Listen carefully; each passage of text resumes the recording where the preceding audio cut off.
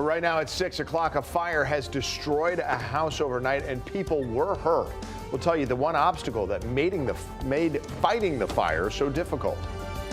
And today marks 1 year since 2 Bristol police officers were killed in an ambush, and that community really came out to honor them this anniversary. Hundreds of people are dead and dozens are being held hostage as the war in Israel and Gaza continues. We'll tell you what the United States is doing to help Israel in the war effort. All local, all morning. This is Fox 61, Connecticut's news station. Good morning. Happy Thursday. Thanks so much for starting off your day with us here at Fox 61 America Areas. And I'm Tim Lammers. Good morning. Happy Thursday. Let's get over to meteorologist Matt Scott. I always like to say on Thursdays I start looking at the weekend and it looks like the news is getting better. Listen, we've been looking at the weekend all week. Yeah. And the weekend has been getting better bit by bit. And so here we are with just about 36 hours to go if you started Friday night. We started a little earlier. Things looking pretty good. Still feeling seasonal out there. We've got sunny, quiet conditions again. And it's a big weekend because of the Hartford Marathon. And right now we're thinking it's going to be just good enough. Clouds will be here, but the rain may be holding off or moving to the south. We don't have any of that now. It's another quiet day with some chilled temperatures and a touch of reduced visibility. Checking out the fog, not seeing much, but you may run into a patch or two. We're down to 41 in Willimantic, 43 in Meriden, 42 in Danbury, so the numbers are low. It's a chilled start, but a fast warm-up as the bus stop forecast takes us all the way up again to near 70 degrees later on this afternoon. So high school football practices absolutely will be happening because the high school football games will absolutely be happening under dry conditions tomorrow night. We'll talk about the rain, time it out, show you why we don't think it's going to be as big of a deal. That's coming up in a few minutes. Right now, let's check the roads at 6:02. Good morning, Symphony Privet. Hey, good morning to you on this Thursday. We are watching a crash out in North Stonington this morning, right at the border. So let's get you up to speed with what we are checking out this morning. This is on I-95 northbound.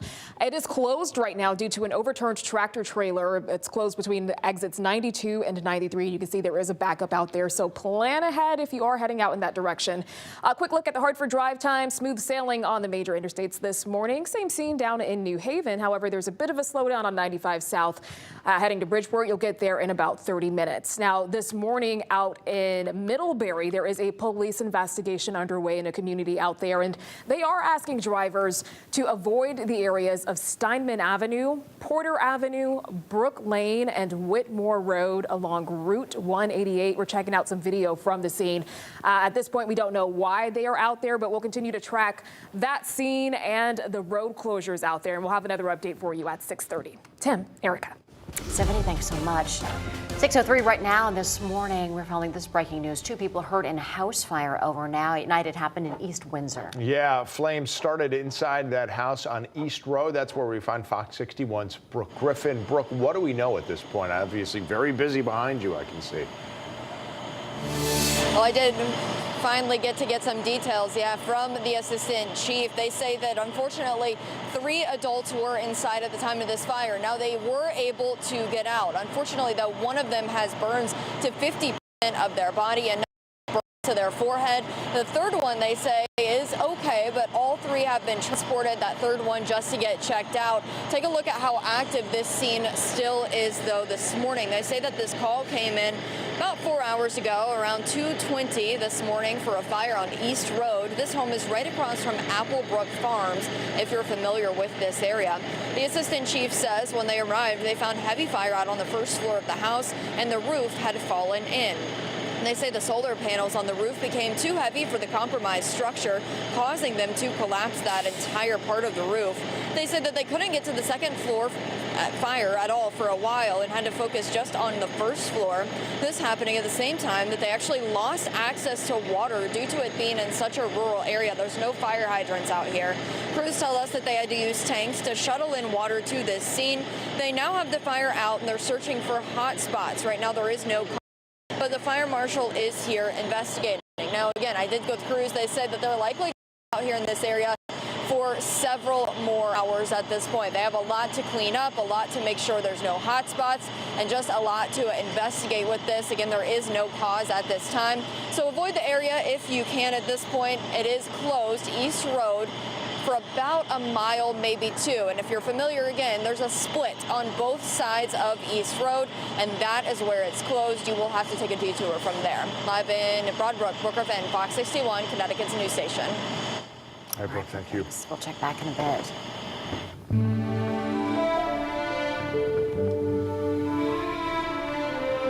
And today marks 1 year since 2 Bristol police officers were shot and killed in the line of duty. Yeah, police said Sergeant Alex Hamzy and Lieutenant Dustin DeMonte were ambushed after a fake domestic violence call. Now, Officer Alex Iarado was also shot that day, but he did manage to shoot and kill the attacker. In the past year, the community and the state has held countless events to raise money or to show support for the department and the victims' families. And that's continuing tonight. The Bristol Police Department will hold a vigil at 7 p.m.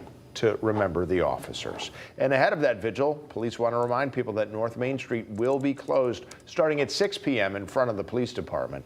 But the new parking garage behind City Hall right around the corner, that will be open for the public to use during the event. And Fox 61 is going to have continuing coverage for you as we mark 1 year since the death of the 2 Bristol officers. We're going to have the latest on the tributes and remembrances all day, on air, online, and on Fox 61 Plus.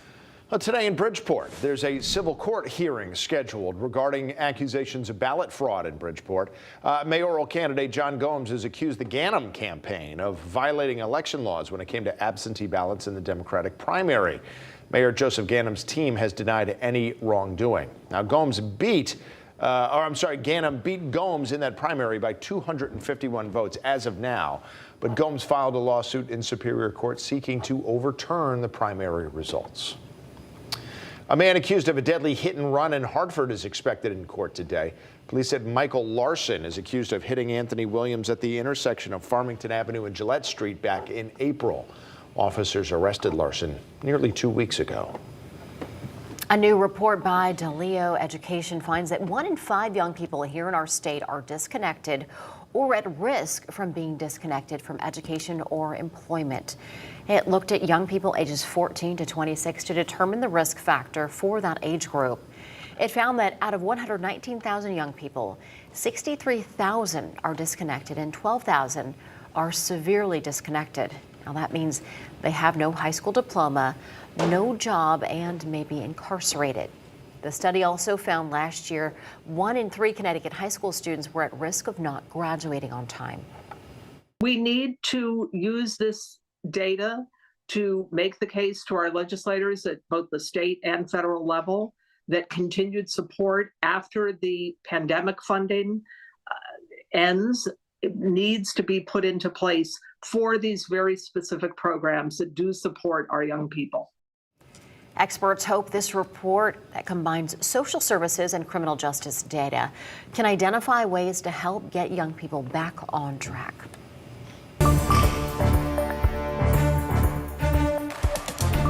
New this morning, Secretary of State Antony Blinken arriving in Israel just this morning. Yeah, he's expected to work with some of America's allies in the region to try to bring home some hostages who were kidnapped by Hamas. As of this morning, at least 2,400 people have been killed. This is on both sides. That number is expected to go up. Israel's missile defense system, the Iron Dome, is still intercepting rockets that were fired from Gaza. Officials, though, did not comment on how many were stopped. The United Nations said around 260,000 people in Gaza, an area that houses about 2 million people, have fled their homes. And here in Connecticut, work is being done to increase security at synagogues. While there haven't been any specific threats to any houses of worship in the state, officials say it's important to be prepared. The Jewish Federation of Greater Hartford has a community security director who serves Jewish institutions across the region.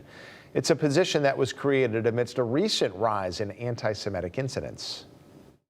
He's focusing on site assessments, on security training, on intelligence and law enforcement coordination. And so it's a very comprehensive effort that has already been in place for several years and is now serving us very well.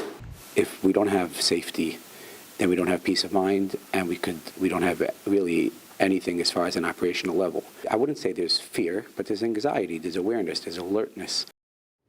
Lawmakers, including Connecticut Senator Chris Murphy, have called for more funding for security at places of worship. Connecticut did recently get more than $3 million for 23 synagogues and churches to make security enhancements.